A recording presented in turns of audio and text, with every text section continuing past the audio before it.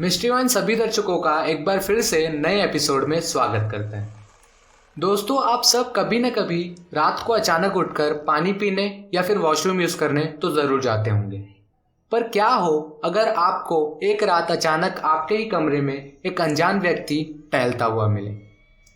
आज का एपिसोड एक ऐसे ही हॉस्टल के बारे में है जहां ऐसा ही कुछ हुआ था। तो दिलचस्पी बनाए रखिए, बढ़ते हैं एपिसोड की तरफ। बात है 2005 की, जब कुंदन जोशी नाम का एक लड़का हॉस्टल में रहा करता था। उसका हॉस्टल पुणे के एक गांव में स्थित था, जहां पर किसी भी विद्यार्थी को रात को 9 बजे के बाद हॉस्टल के बाहर जाने पर सख्त पाबंदी थी और इस पाबंदी का सभी विद्यार्थी अच्छी तरह से पालन भी करते थे। कुंदन के कमरे में उसके साथ 3 विद्यार्थी और रहा करते थे और उसी के साथ वाले कमरे में 4 विद्यार्थी रहा करते थे। कमरे आसपास होने के कारण सभी विद्यार्थी एक दूसरे को अच्छी तरह जानते थे। कुंदन के कमरे की एक अजीब बात यह थी कि ठीक रात 12 से 2 बजे के बीच उसके कमरे की खिड़की के नीचे जंगली कुत्ते इकट्ठा हो जाया करते थे और जोर जोर से भौंकने लगते थे। कुत्ते कुछ इस तरह गुर्राते और भौंकते थे जैसे उन्होंने कोई अनजान चीज आसपास देख ली। हालांकि इस चीज का रहस्य किसी को भी अच्छी तरह से नहीं पता था। विद्यार्थियों ने अपने कमरे में कुछ पत्थर खिड़की के पास जमा करके रखे हुए थे, जिससे जब भी वह कुत्ते भौंकते उन्हें मारकर भगा दिया करते थे। वैसे तो यह कोई एक अच्छी बात नहीं थी, पर उन्हें मजबूरन उनकी नींद खराब ना हो इसलिए ऐसा करना पड़ता था। कुंदन उस हॉस्टल में अकेला एक ऐसा लड़का था जो कि पूजा पाठ किया करता था और कुंदन के पास एक ऐसा लॉकेट भी था जो कि उसकी दादी ने उसे दिया था, यह कहकर कि यह लॉकेट उसकी रक्षा बुरी शक्तियों से करेगा। और कुंदन हमेशा वह लॉकेट अपनी दादी की आखिरी निशानी समझकर पहने रखता था। एक दिन अचानक कुंदन का एक दोस्त रात को 3 बजे पानी पीने के लिए उठा और जैसे ही उसने अपने बिस्तर से बाहर पैर रखा, उसने कुछ ऐसा देख लिया जिसे देखने के बाद वह पूरी रात सो नहीं पाया।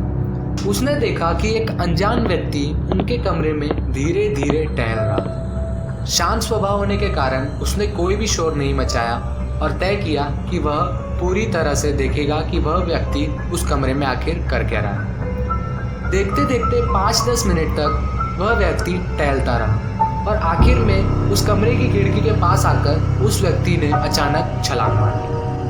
यह देखने के बाद वह लड़का पूरी तरह से घबरा चुका था और समझ गया था कि यह कोई इंसान नहीं था, यह कोई भूत प्रेत ही हो सकता था, क्योंकि उस व्यक्ति के बाहर कूदने की आवाज बिल्कुल भी नहीं आई थी। अगले दिन सुबह होते ही उस लड़के ने सभी विद्यार्थी को रात की घटना पूरी तरह से बताई और यह सुनने के बाद सभी विद्यार्थी पूरी तरह से डर चुके थे।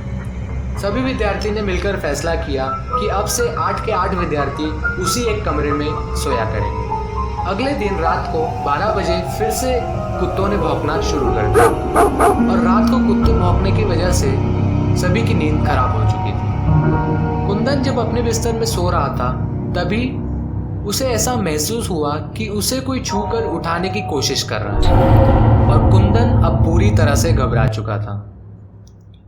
कुंदन ने धीरे धीरे हिम्मत कर जब आंखें खोली तो देखा कि उसका दोस्त ही उसे उठाने की कोशिश कर रहा था। पर कुंदन देख पा रहा था कि उसके दोस्त के चेहरे पर एक अजीब सी चिंता और डर दिख रहा था। कुंदन ने उससे पूछा कि आखिर क्या हुआ, उसने उसे क्यों उठाया है। तब उसके दोस्त ने धीरे से कुंदन के कान में आकर कहा कि वह यही है। कुंदन ने एक बार फिर से चिंता जाहिर करते हुए पूछा कि कौन है यहाँ।